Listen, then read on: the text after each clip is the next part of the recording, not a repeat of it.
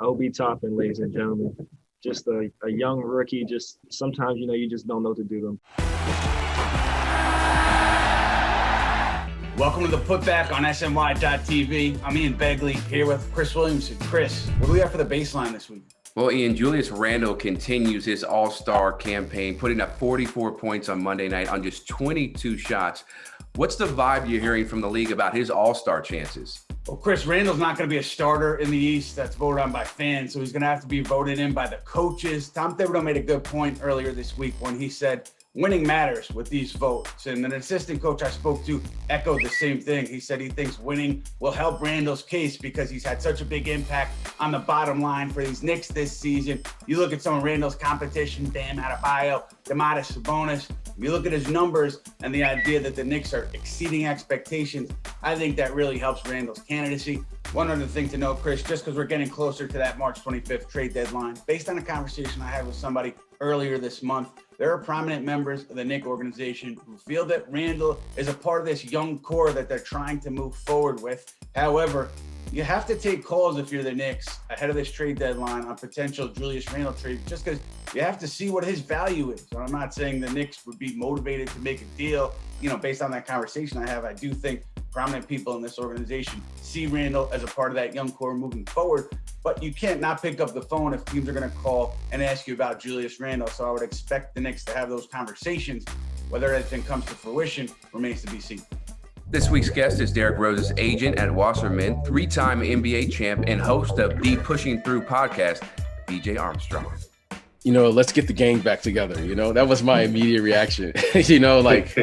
I knew that this had the potential to be a really good fit. I know what coach is trying to do there in New York and being familiar with the players that they have. And I thought they had a really good foundation of what they're doing. And BJ, at Derrick Rose's stage of his career right now, what made him decide not to go to a championship contender for this season? The one thing that Derrick has always been comfortable with is he has a huge belief in himself. He's never been chasing something on the outside. He's always had this inner confidence. He has this inner toughness about him. And I think when you think of New York, when you think of Coach Thibodeau, when you think about how New York plays, the city, the brand, it just fits his personality. So there are a lot of teams out there that, you could chase and you could do those things. But when you talk about who you really are, Derrick Rose fits that personality. He's a blue collar player. He has incredible talent. What you guys are trying to do there in New York just fit him. And you know what? He says, if we play and do the things that we're supposed to do, we will create our own path. We'll create our own version, whatever that may be. And that's the way he's always thought. So, you know what? Like I said, it was a good fit for him, and he's very happy there. And so far, it's worked out fairly well. Welcome back to Ball Street, where the Knicks trend is your friend. And Ian, I've been so impressed with Immanuel Quickley in so many different ways this season. But one way is he's playing like a veteran when it comes to not turning the ball over. He's only committed more than 2 turnovers in a game just once so far in his career. In fact, he's turned the ball over just once in his last 5 games, which is insane for a rookie. And I'm bullish on this trend continuing. I know he'll have, shooting slumps, and he'll go through those spurts because that's what happens as a rookie. Not everybody's able to be hot all the time. But when it comes to his discipline and protecting the ball, making sure he doesn't turn it over, I don't see any reason why he's going to have a period where he starts playing recklessly.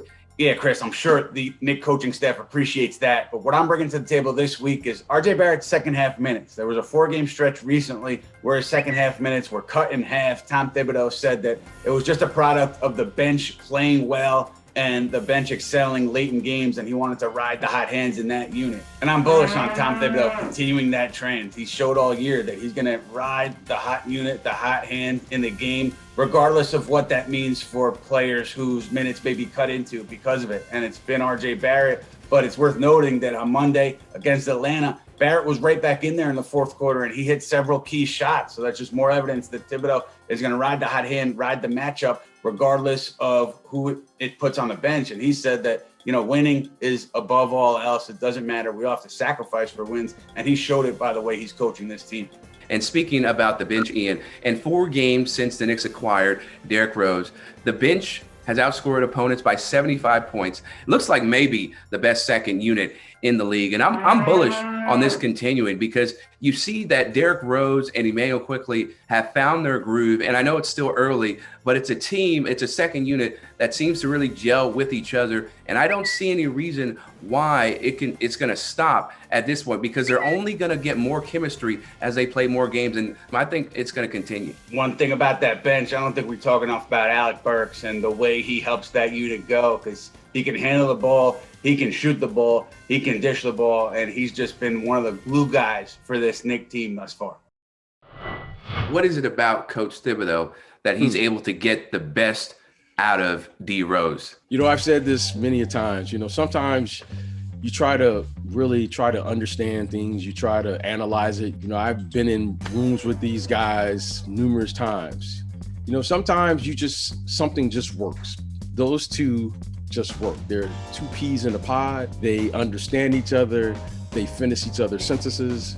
They just get each other. I don't know what it is. It's one of the funniest things ever. You know, when they see each other, it's just, they understand whatever it is. I don't know, like I'll just stand there or we'd be out to dinner and you'll just watch them talk. And Derrick, anyone who knows, he doesn't really talk like that.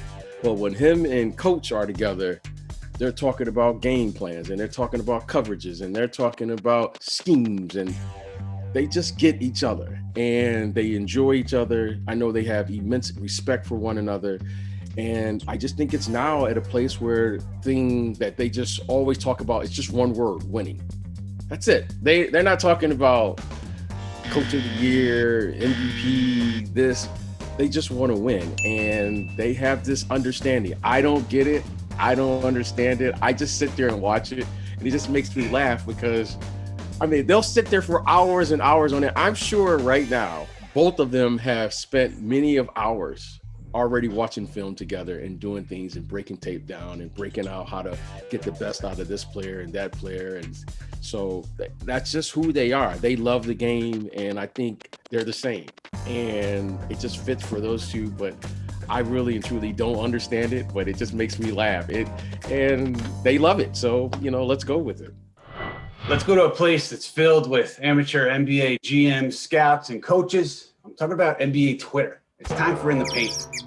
With a little inspiration from our friend Jonathan Macri, you asked Twitter Monday morning if they gave Thibs all credit for the Knicks' improvement this season or if his rotations are holding the team back. And the answers were a bit less polarizing than expected, with only a few major detractors saying short-sighted success could be long-term harmful. Chris, I'm not here to tell people how to think or how to analyze a coach, but I will say that we probably only see 10 to 15% of what goes into coaching an NBA team. And I think generally with Tom Thibodeau, you look at the bottom line, nobody expected the Knicks to be where they are record-wise at this point. So you can nitpick what he's done, what he hasn't done, but I think he deserves a lion's share of the credit for the record and the way they've gone so far this year.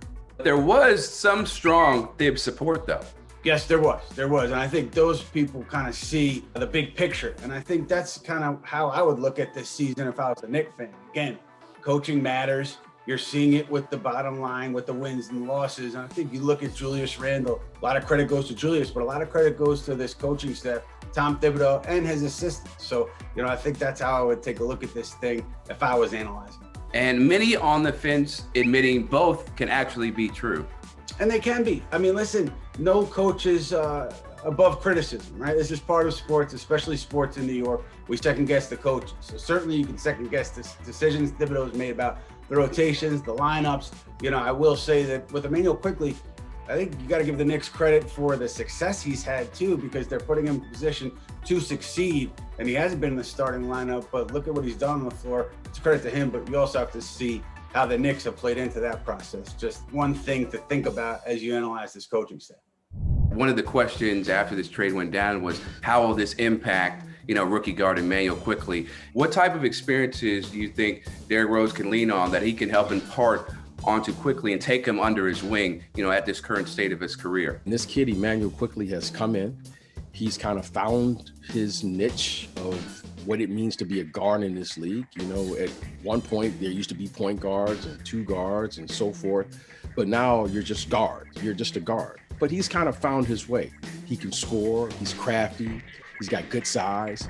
And now the way you play today, you know, the more ball handlers you can have on the floor is kind of an advantage because now we're in the era of small ball. So Derrick understands that.